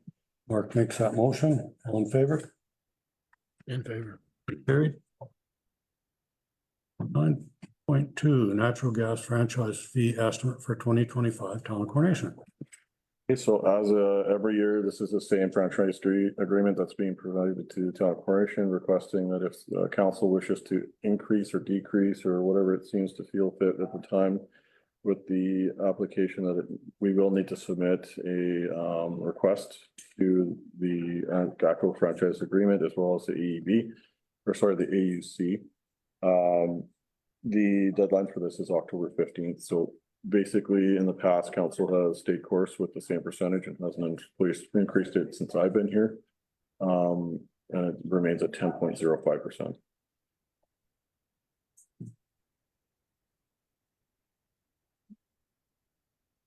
So they expect the revenue that we get our tariff off of to increase by about 10%. Is that what that? No, I believe it's going to be about the same of what we normally get, which is about $40,000. You know, they're, they have the total revenue from the delivery tariff was 365 and they project it to be 405. Correct, yeah. So even if we left it the same, we would get a little more, Yeah, a little bit. about 10% or whatever, so.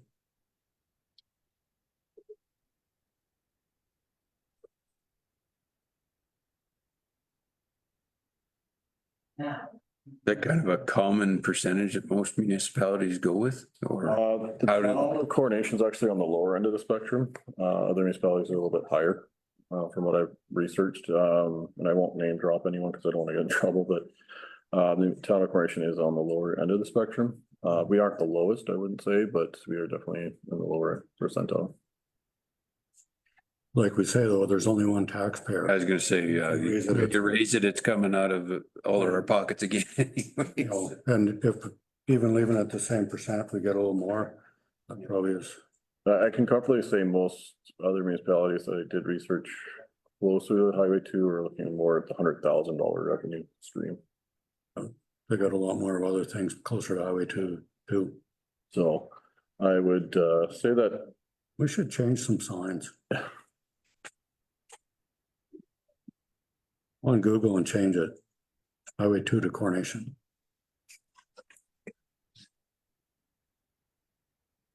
Do you need a motion to keep it the same or increase?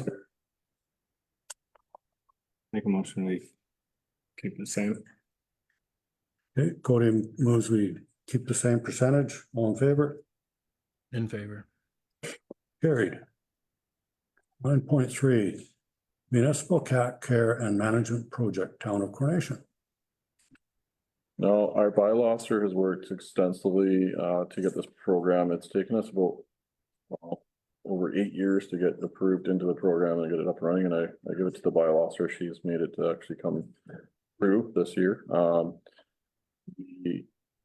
Most of this is pretty extensive and it's a pretty rapid program, but I'll let the bylaw officer maybe speak on it if I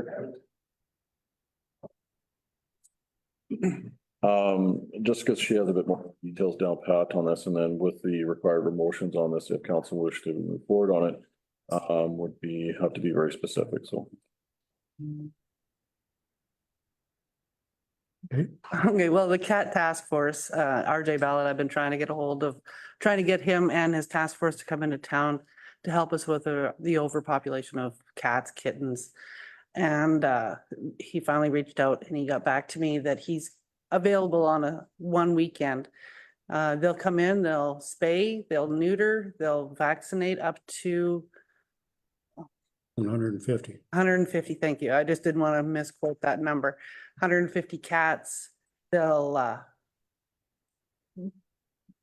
medicate anything that is necessary, and they'll take as many as they can for adoptions. So I think it'll really help this area. I just need your guys' approval. Townspeople behind me, so I can get some volunteers to help look after the cats after they've been trapped, and then some care afterwards until they're released. All strays. Yes. And at the spot they were gonna use as a curling rink, correct? Yeah, I talked to Jackie Brigley and they're not putting the ice in till November 1st. So she says anything to help out with this, they're perfectly fine with using the curling rink. So we would house the cats there too, till. Yep, the cat task force brings all the traps, brings all the kennels. They set up everything. We don't have to supply anything except for volunteers and help. I did receive a survey that hopefully we'll put out soon that the townspeople can look at the survey and it feeds back to the cat task force. So they know where the problem areas in town, so they can primarily hit certain areas that have a numerous amount of cats, which Right. there's different spots that are hot spots. Yeah, absolutely. Well, I know I've had a lot of concerned citizens over the last few years confront me about this situation, and I've been told that they support spending this kind of money to do something, so I'm hoping the whole community feels that way. If And we it's do- kind of legally all we can do, It Yeah. is. you know. What about the mouse traps that are in that? Just joking. So any cats you catch, Any cats they catch, they spay, they neuter, they medicate if necessary, vaccinate up to 150. And if there's any kittens, that's taken back as far as I know, that's taken back up for adoption, as long as it's healthy enough to do for the female. Pregnant ones will be taken away, and that way they're not here to repopulate the areas. But, yeah, So the strays will be released back into town? yes, because we don't want all the strays taken out of town, and then we have an overpopulation of mice. But they won't be able to repopulate the area because they're gonna be neutered and spayed. And that's the biggest thing, is to stop the repopulation. Stop the continual increase. Because Yeah. they are a colony, they're called a colony, so they do have their colonies, so they don't want to break up the colonies, that's when you have issues. Yeah, they already have their dominance settled. Yes, I mean, one of the major problems is cats defecating and everything, and everyone's, any loose dirt anywhere in town, like, this is a lot of money and it's not gonna fix that problem. Not overnight, but hopefully over time as they pass away, then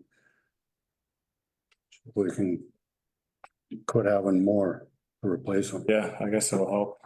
Well, I know with some cats too, they don't spray any. Slow process Yeah, is what it'll be. It'll just be a slower process. than Yeah. I'd like, but like you said, if we can keep them from Can't just- populating and yes. I just don't, get why we have to re-release them if they're strays. They don't. That seems wild that we already caught them. well, if we need somebody to make a motion. Well, I'd entertain a motion to support this project. Brett moves we support this project. All in favor? Opposed? It's carried. Thank you. Thanks, Annette, for all your help. Thanks, Matt. Council reports. Start with Brett. Okay, well, we'll start with PEPs. Well, it's basically what I have.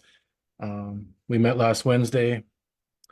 As always, the Eat Local Supper is planned for October 23rd at the Coronation Community Center. We had a lot of feedback last year to have a bigger event, so we've upped the tickets to 150 this year. I believe it was 100 before. They're also including the business awards again this year, and nominations are open until October 4th. I'm actually going to drop off some nomination forms to the town office. I just unfortunately became ill today and haven't been out. So Stan has met with Colin Nichols, a vet out of Erskine. He currently has a mobile unit, but is still hoping to partner with another vet from Didsbury. Basically right now they're just waiting till harvest is over, but they plan to meet again.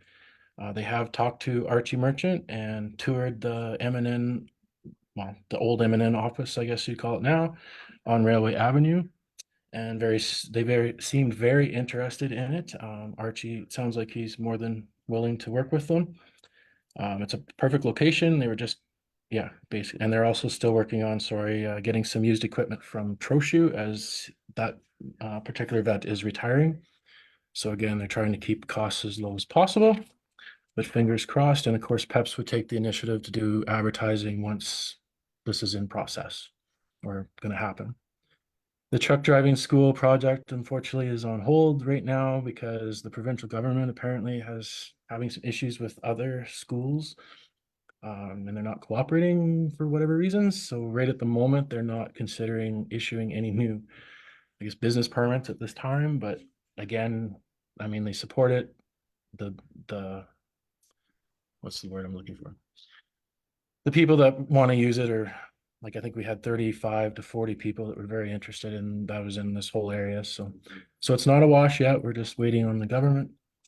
That's pretty much all I had for PEPs as of this meeting. And I just wanted to touch base and say hats off to all the businesses in the community that decorated for rodeo. Also that participated in the parade, and obviously the financial contributions to the rodeo as well. It sounds like they had a very successful year again, which is wonderful. And I just wanted to thank the staff that took the time to decorate the town float as well. They did an amazing job. And that's all I have for council. Thank you. Any questions for Brett? Mark, you have a report? yeah. the third, we had a CDSS meeting. Carla's settling in quite nicely to her role. She's got a couple of great ideas going on right now that hopefully will pan out. And she's looking at getting in and working with or she's eager to get in and start working with Trish at the school a little more, so that'll be good. On the 5th, I was supposed to have a Shirley McClellan Water Board meeting, but I was unable to attend. I did not get home from work until after the meeting started, so. And then, yeah, over the weekend, wasn't able to help with the town with their float, but yeah, you guys did an amazing job. Looked really good. You guys had a nice float yourselves. Yeah, and then, yeah, I got told I was putting a float in, so. Good when you have people telling you Yeah. something, they come and help. Yeah. So that's, Yeah, probably wouldn't happen if it didn't have the help, so. yeah. Oh, you got a lot to look after when you start your business, so. Yeah. Cody? Since last meeting, I just, Palliser Economic, just a PEP, not PEPs, a Palliser Economic Partnership Executive Meeting down in, Dutchess on the 23rd of August there. And that's all I've had since last meeting. Did they have anything go on or? I was trying to think what, the executive meeting, it was financials and stuff. So. Well, thanks. Had a affordable housing meeting on Teams. We started having a regular meeting on there just to keep everybody informed what is happening, and make sure everybody knows what they have to do for the next meeting. So we're ready for when they open it up to put our application in.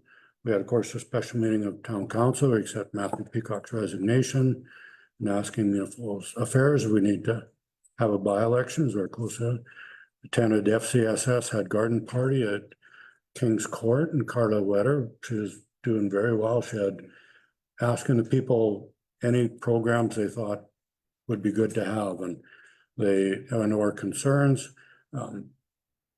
One had mentioned the provincial government has a program for low income, but you have to apply for it. And she thought maybe someone wouldn't know about that, or she was told by someone that they maybe wouldn't know, so probably have something like that. Castern District Housing Authority had a lodge board meeting, looked at the renovations. They're moving along pretty good. The lodge is actually full. And they had a garden party where lucky enough to handle a couple of 5-year awards, Judy Kilner and Corin Weber. And those two have both been a very welcome addition to the staff. They do a wonderful job. Trudy on management and goes over and above with helping people, and Corwin started as a chef and he's now also working on some of the handyman, learning some of that stuff. So he's very good, and the food in there is really good. At BREOC meeting, Battle River Economic Opportunities Committee, discussed everyone's CCTIF projects. Most of them are progressing well. Of course, we're probably all gonna need a bit of extra time, which I said we might get, but we'll see when that comes. Had a Coronation Handy Bus meeting, and basically one thing they said, the town of Coronation hasn't sent them their donation yet, but we also haven't sent them their insurance bill, so they're not pushing because the insurance is probably bigger. And the handy bus between the big one and little one are used over 20 times a month. Like it's good. They go a lot. And some are just in town, but some are of course to the city, and they are very reasonable. So Coronation Pro Rodeo and Parade. First, I'd like to thank Candace, Kelly and Delane for the wonderful job of decorating the truck. We got a first place ribbon for it. And like Mark said, and I'll agree, if there wasn't people helping, we might have got it in, but it wouldn't have been like that. And thanks to Lane for riding along and looking after Candy. It was a wonderful parade, and thanks to all that participated. Took in the rodeo Saturday evening, and it was quite entertaining. Had the Municipal Planning Commission just before our regular town meeting. Discussed an application for a fence, which is good. Communities in Bloom assisted with putting the cement on the end of Windsor by the Free Church, the cenotaph and the West Welcome sign. They had that, so they're making them so you don't have to use a weed eater when you mow. So it's just easier to do that way for the people mowing. And also helped the Coronation Historical Society. They put up a new gazebo down by the museum. So it looks quite well, so.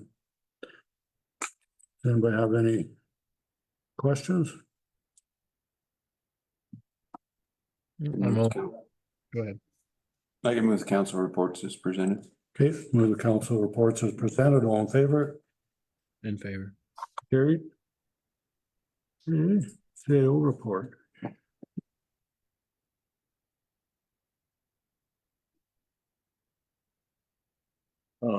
Yeah, quite a bit's happened in the last little while here.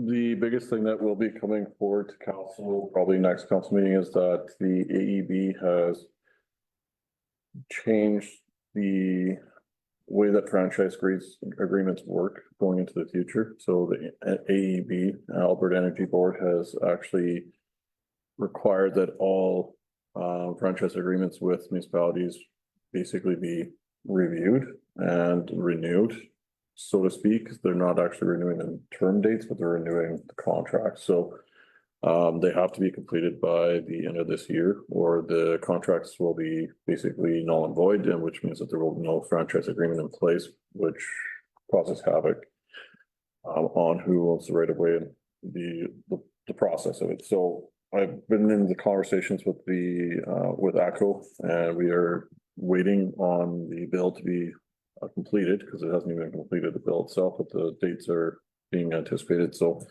ACO is working on a template for our municipality to be presented to council as soon as possible. So they have provided me with some information, but they couldn't provide me with the full information at this time.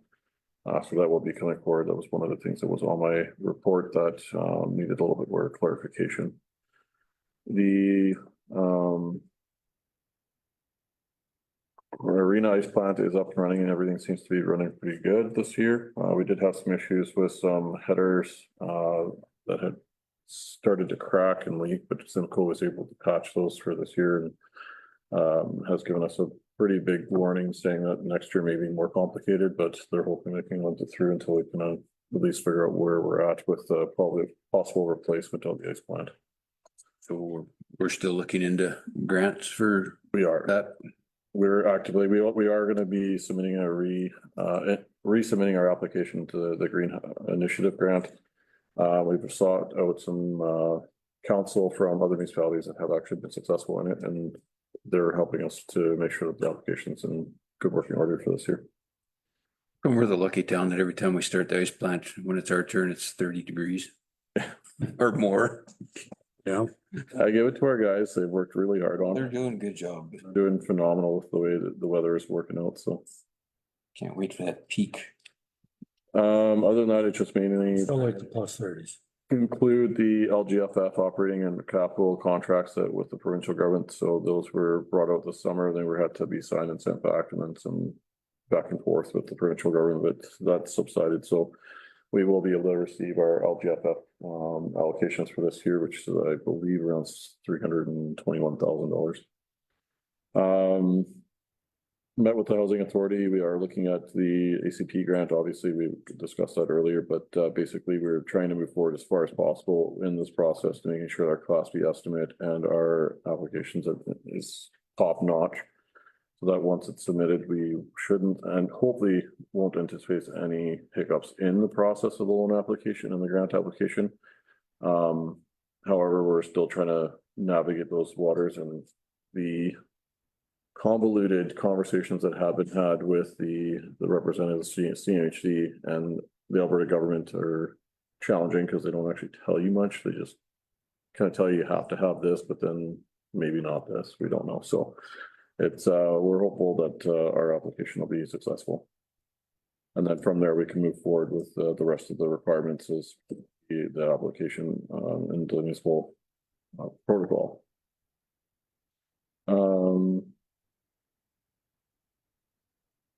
The CCTIIF projects are coming along really well. We are entering into the design phase and then hopefully we'll be able to cut the development portions, so the construction portions tendered out locally and regionally. The requirement from the permit or the federal government is that the tenders be made available for the local area first. So those will be going out as soon as possible. We are looking at two envelopes of the two building envelopes that have been cleared out of asbestos and abatement. And they've been basically stripped down to the studs as far as possible. There's still a little bit more work, but they've left that for the contractors coming in so that that can be part of their tender package and the cost estimates. Their primary focus was to remove all of the unnecessary equipment and do the more heavy lifting portion. So now that the demolition portions are coming closer to an end, so we're hopeful that all three buildings will be completed by the end of next week.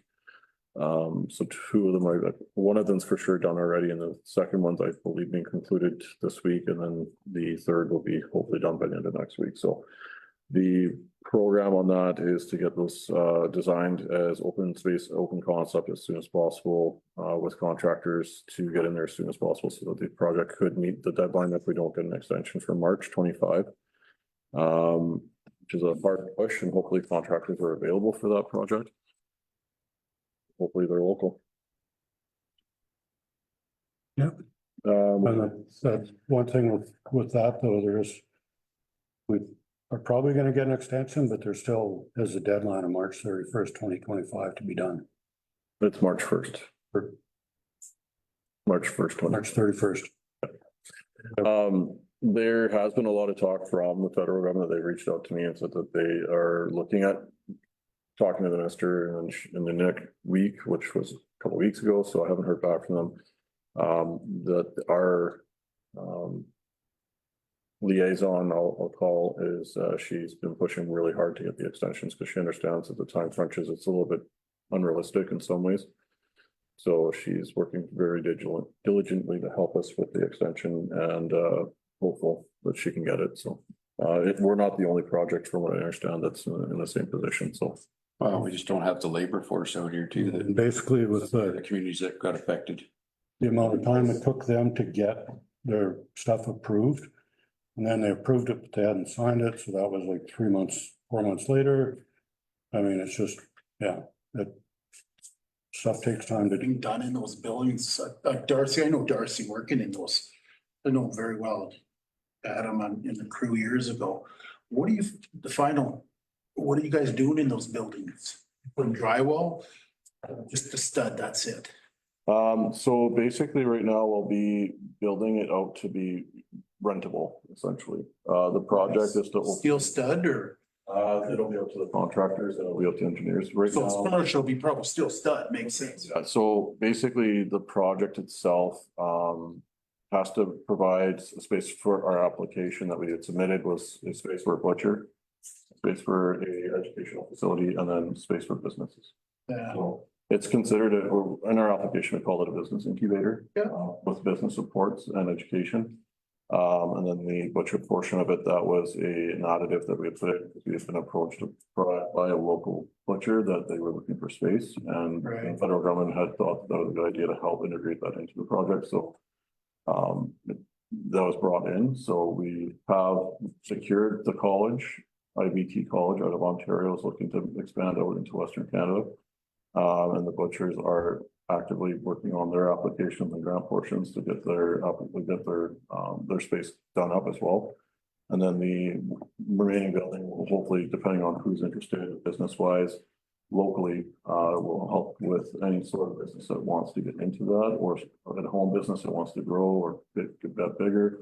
Or the space will be opened up for educational locations or use of space. But basically the municipality is sole owner of these. Under the contract with the federal government, we actually own buildings and doing. You know what looks so nice in front of that blue building? Just take that footprint straight out and then tear it out. Just give it that, instead of that little door. And that'll be all part of the design. Just think with Ron, you guys think what I'm saying, and as a carpenter, I'm a project manager as well. Just take that whole front, just make that curve look so nice. Because the rest of the scope of that whole area has that footprint kind of, it would just clean it up the landscape. Yeah, and the engineers have, all the windows were removed because of, the caulking that was around the windows and the edge of the windows, had some issues with the bait. They've all been removed, so those fronts are actually part of the design to get rebuilt. Yeah, I see that energy, yeah. It's good. Anybody have any more questions for Quentin? Nope. I move to accept the sale report. I'll make motion. Accept the sale report, all in favor? In Carried. favor. 10.3 CDSS Director Monthly Report.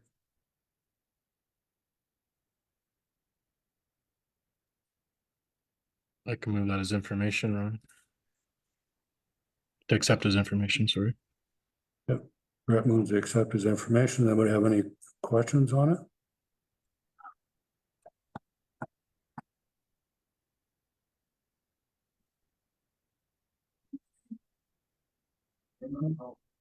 Issues at that meeting at the manor.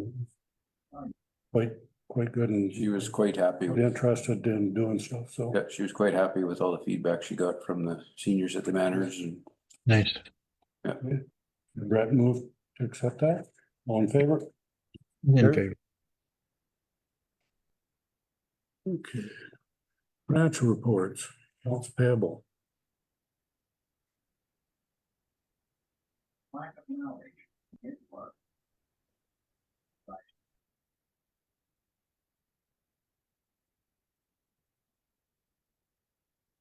Anybody see anything on there they wanna find out about? Waxman just about done with all the meters? Yeah, we're down to, I believe, the last 20. We've got a little bit of challenges with some residents that don't want to switch over, and we've also had some issues with scheduling with others.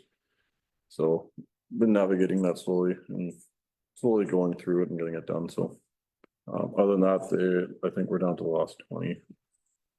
Have we taught anybody how to access that information on their new meters? Right. You know, how the new meters, how you can see on your phone if your meter is going or. There's, I believe, a couple people have had a success in getting it done. I haven't personally looked into it myself, so I don't really know, to be honest. Because I know one time we were kind of told that when we get about done, everybody would, we'd send it out, everybody would. Yeah, Nice to start getting it because. yeah, I'll look into that actually, because I honestly haven't. Yep. Nothing jumped out at me. I can approve the accounts payable list. Mark moves, we pay the bills, all in favor? In favor. Give me your expense report.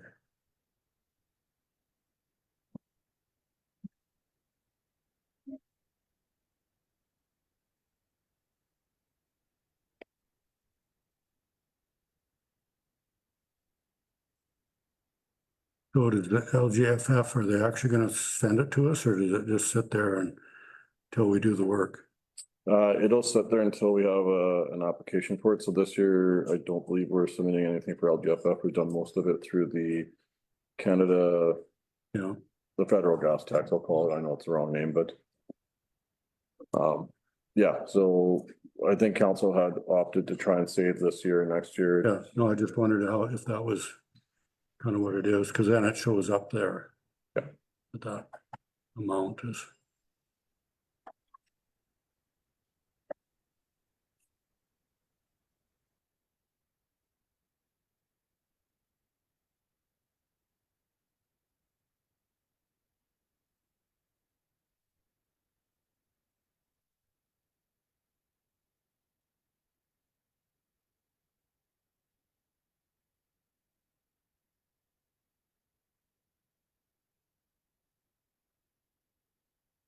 Nothing that I'll move the revenue and expense. sticks out for anybody.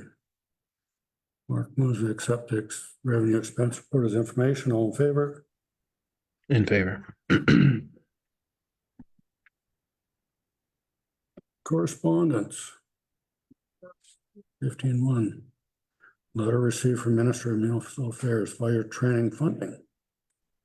Okay, so the provincial government had provided a notice letter to all municipalities that they were providing up to 500,000 provincially, not for. That was my one question out of that letter, yeah.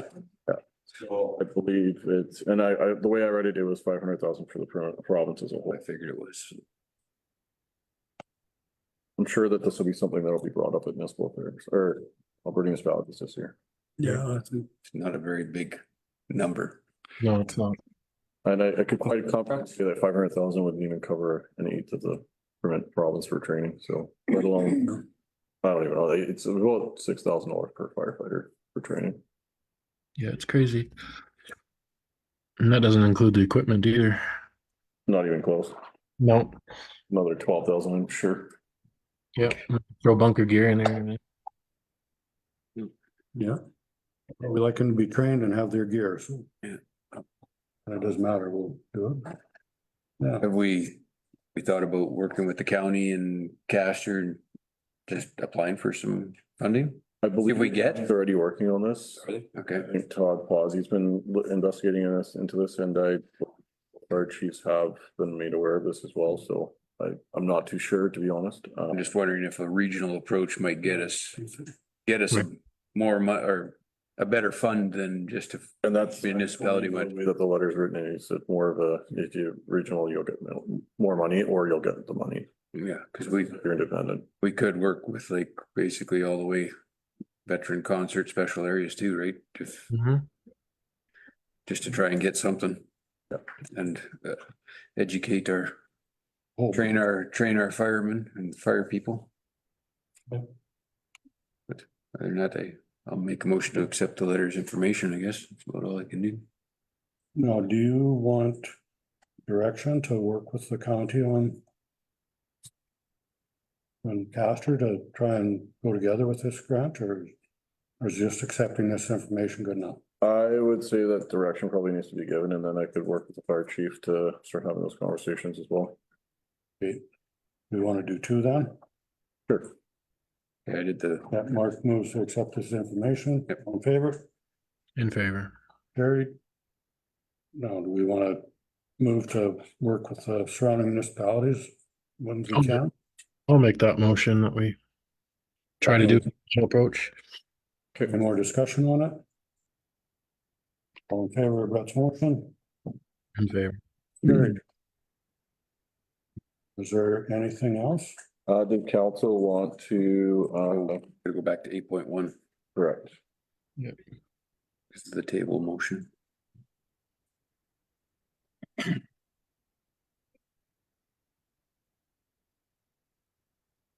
We weren't gonna table that till next meeting. I should table it till after council reports. I'd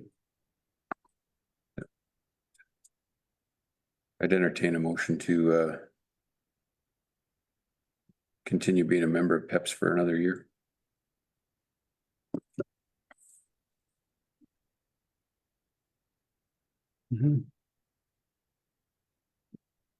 That's just me.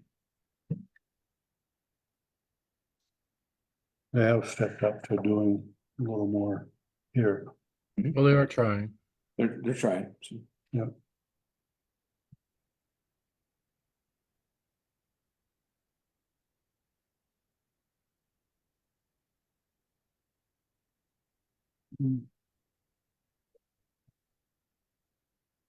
Motion on the floor to remain in PEPs for.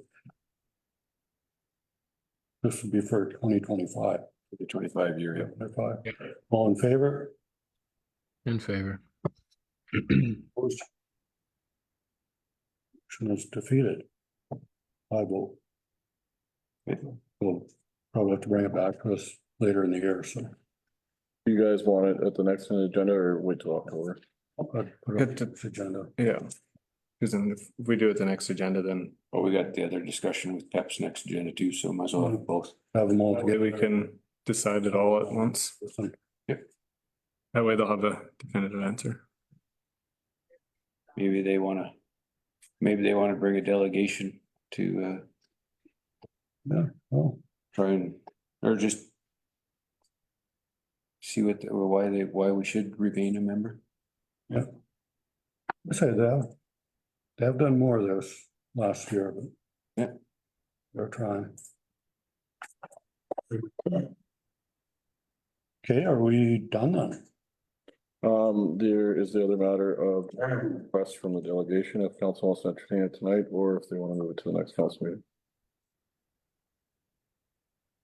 For the town hall? Correct, yeah. Leave that till the next meeting, I think. That's what I talked about earlier.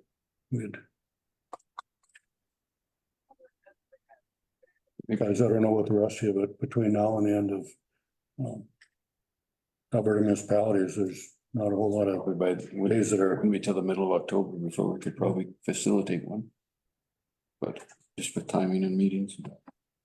Yeah. But yeah, I'm open to doing it, that's for sure. Well, I like the idea of inviting the MP and MLA too. I'm sure they've got questions. That was in November. He had brought that up, wasn't it? 14th, yes.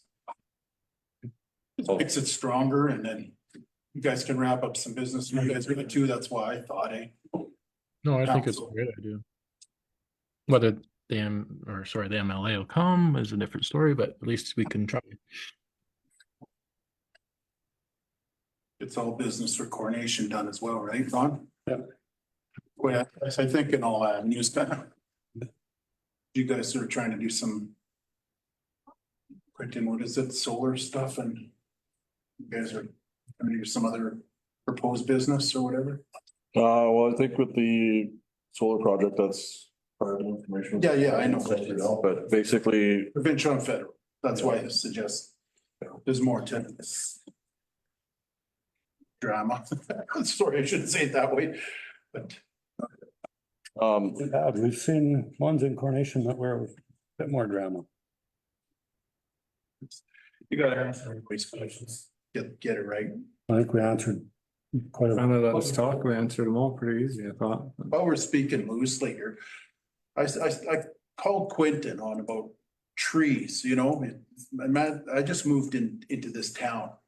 And it's that first impression when you drive into a town, and I have my real estate license, I just don't use it, but I buy and sell houses, right? But it's that first impression. So if you're driving up Norfolk or Victoria or down the avenue streets, it's how I've been taught years ago by George Lodes, who taught me in Eureka, Hal Melton. Look at the trees, guys, and you guys are doing some projects right now, trying to bring in business. So it all wraps up. It all comes together, you know. Years ago, we built Fast Gas, Pure Propane. That's our companies years ago.